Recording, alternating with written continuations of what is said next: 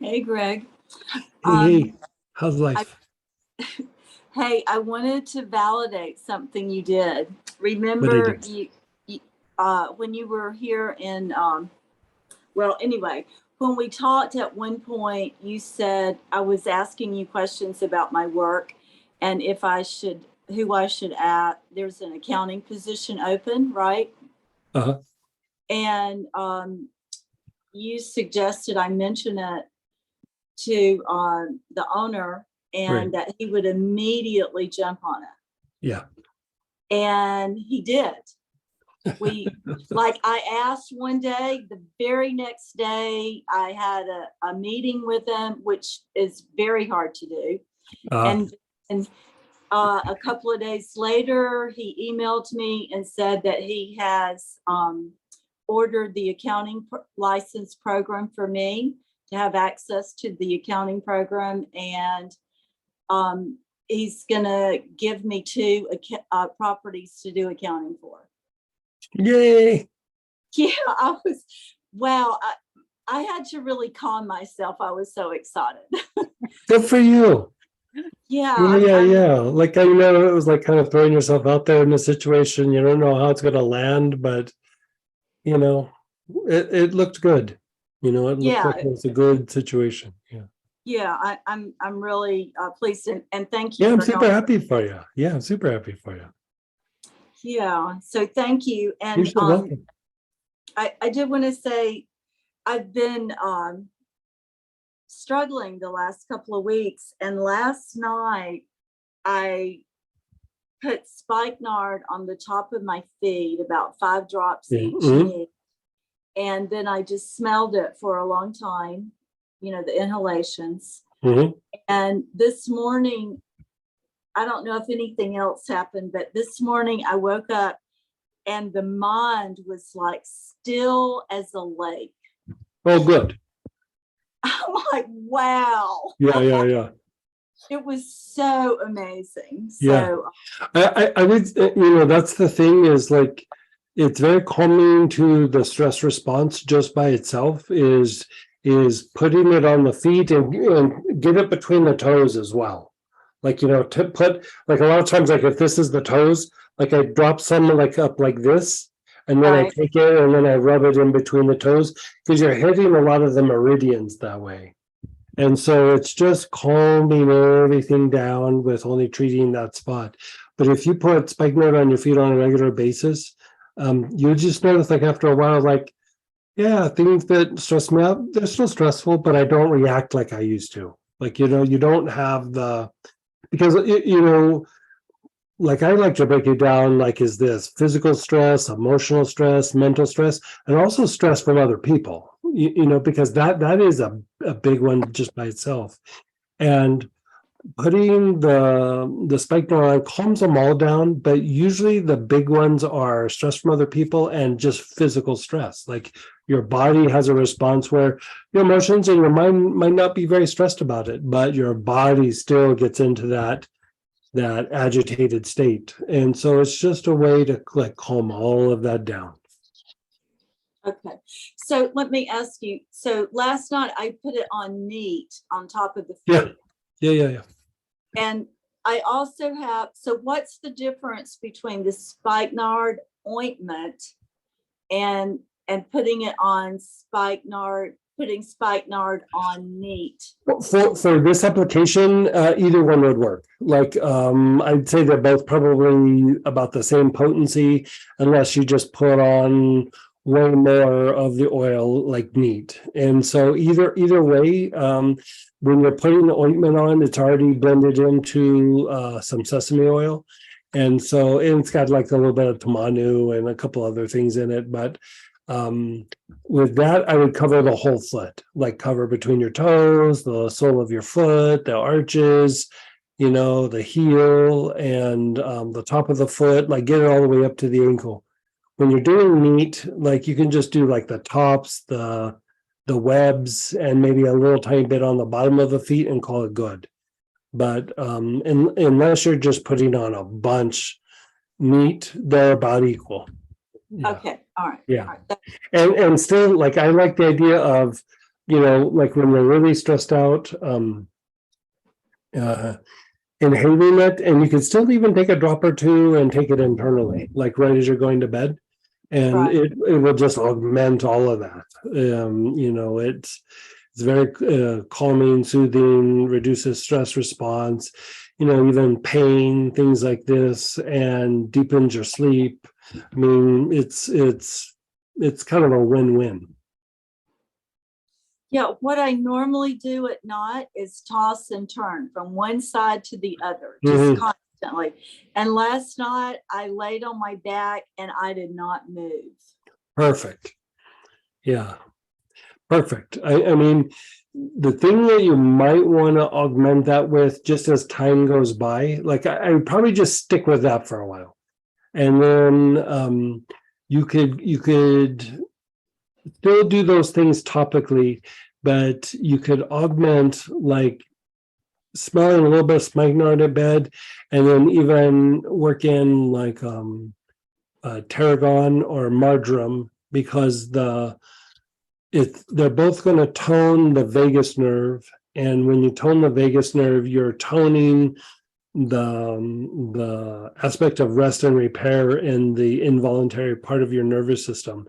And so a lot of times when we're having issues with sleep, is there's something up with that involuntary part of the nervous system, and we're just a little too much in the activity, action, fight, flight kind of thing, and not enough rest and repair. And so it's just a way to kind of keep toning that area so that you're able to slip into rest and repair quite easily, because those two areas kind of balance each other. And so if the rest and repair doesn't have quite the tone, without doing anything, you go more into fight, flight, just because the other side can't balance it out. And so, like in that part of the nervous system, you could almost say it is an either or situation. Either you're resting or you're in fight flight. Either you're in rest and repair or you're resting. Like it is literally like super specific like that. And so I would just keep doing things that like tone those components down, tone the sympathetic part of the nervous system, which is fight flight, and keep toning the vagus nerve, which is more your rest and repair mode. But I just do spikenard for a while, and then after a while you'll go, oh, maybe I need to do a little extra, or you don't. And if you don't, then I just call it good. But if you feel that you're still needing to augment it a little bit, jump into tarragon or marjoram or both. And how would I do? You can do inhalation. Personally, what I like to do with tarragon is take a couple drops internally and then inhale. And then if I feel like I'm really needing a little bit of work there, I rub some like on my feet, but you already got spikenard there. And so you could rub it on your abdomen. And the same for the marjoram. Yeah, margarine you can put anywhere, but I'd still probably put it on the abdomen. How is your digestion? I'm just curious. Oh, I'm realizing how bad it is. I bought, you told me last time to get digestive enzymes and take them in between meals, and I'm trying to get in a schedule for that. I haven't quite made it yet, but I have them. And I got ANS. Good. Okay. And I'm taking that. Should I do that once or twice a day? You could do that twice a day. Like ANS, tarragon, rosemary, verbena, they all help to like rehabilitate a stressed out digestive tract. And especially the tarragon component of it, which ANS has it in there. But tarragon is still balancing the nervous system out, like how we were talking about before, but in the gut, it's antispasmodic, and it helps to rehabilitate like just stressed out digestive tract. And once it starts to kind of work after several dosages, it actually starts to increase like a gentle like detox. It doesn't throw you in like a detox crisis, but it just starts helping the digestive tract to start eliminate properly, and lymphatic system starts functioning a little bit better. It's not super specific to the liver, but kind of, and things that would normally cause you to have a little nausea start to diminish, and it starts to help with bowel movements and all those things. But it doesn't do it right off the bat. It's something that, like, if you do it for a while, it will really help rehabilitate that area. And so, if you start now, I would say usually have people do it for, it depends on the situation, but like when we're really trying to rehab, like a month to 6 weeks. And that third weekend in January, we're going to do, like how we just did that study group for immunity. We're going to do it for digestive health, like the digestive components as it contributes to immunity, but also just how to do like all the things we're talking about, like how to go through and really rehab stressed out digestive tract, and how to detox it even to a greater degree than what we're talking about, and how to stimulate like proper muscle movement in the digestive tract. And we're going to look at it to a much higher degree than what we've done before, but not just with like these things are good for it, but we're going to talk about like protocols and how to put it in action. And so if you go through and you start that now, you'll be at like perfect timing to hit it at about the time for the next phase when we do that it's just going to be a free weekend. So this last one we did 1 day, but that one's going to be a 2-dayer. Okay, is there good so were you mainly saying start the tarragon now? I would start the tarragon probably now, just because the digestive issues are there. Like if we were just talking about sleep, I'd like, wait a week or two. But now with the talk of the digestive issues, let's have you just go ahead and jump into it. Because I think, because here's the thing with sleep is like sleep can have all kinds of weird reasons that it happens. And one of them is a lot of tension in the digestive tract. It could be tension in the respiratory tract, but most often it's more tension in the digestive tract. And the other thing that we never really think about as far as like having difficulty sleeping and insomnia and things is sometimes it's allergies. Like it's a histamine response. And so like if you look at like the medications you go to for the like sleep at the drugstore, like Tylenol PM or whatever it is, PM, the PM part is just what's the thing they use for Benadryl. It's Benadryl. And Benadryl is a little bit relaxing, but it basically is calming down that allergic reaction long enough for it to like make you go to sleep.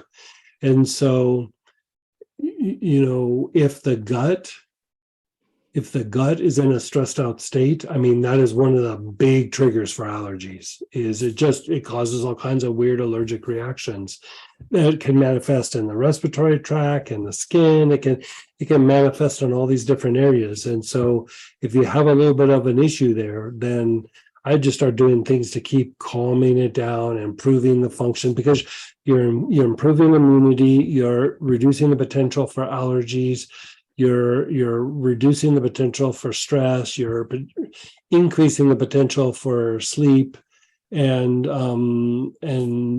then you also have how the digestive tract impacts the skeletal muscles of the body and the joints and all this stuff. And so it can really stimulate overall body vitality and even affect your mood a little bit. And so all of these things can all be impacted by the gut. And so if you're having a little bit of issue there, I would kind of jump on it with the tarragon, the ANS. Like I'd maybe do ANS 1 time a day and then just plain tarragon one time a day, and do that for a little while, and then we'll adjust. Yeah, do that for like a few weeks, and then we'll adjust and keep it up with the spikenard. Keep it up, like, I mean, who doesn't love spikenard? Like on the feet and on the legs. I mean, it's just so soothing, so relaxing. I mean, spikenard and valerian are the two strongest kind of sedative type oils there are in essential oils. And they're just, man, they just take the stress out of you. That sounds good. This morning, I was so calm that I was more in touch with the body, and I massaged the abdomen, and I could feel some trigger points affecting the left hip. Yeah. Down the Oh, leg. yeah. Yeah. So I also sometimes put on digestive calm, and it'll calm that hip down. Yeah. It's amazing how much those two things are connected. But when you look at where the psoas is, which is your strongest hip flexor and the muscle in your low back, but it's on the front part of the spine. I mean, it's just right there with all the digestive organs. I mean, it's just right there. And so calming all that stuff down, it does change something. And even like doing some stuff in and around the kidneys, sometimes that's the issue, is it's not the kidney themselves, but the connective tissue that holds the kidneys in place sometimes can be an issue. And so,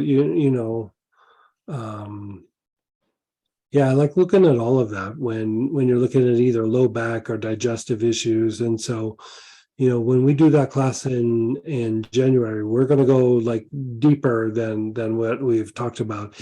I laid that booklet out where we've talked about it generally, and where we've put it all together and have talked about it as a group. But we're going to take each section and go really deep just with one of the sections throughout the year. And so, we're going to do one on the respiratory tract. We're going to do, different things on the skin but do a thing with pain. And the next one, we were talking and it was like digestive tract needs to be next. Like, it's just, most people have some sort of digestive tract issue. Like it's too common. We have the things with immunity because of the pandemic, but people have digestive issues, and that's been going on for a very long time. Thank you. That was Yeah. very helpful.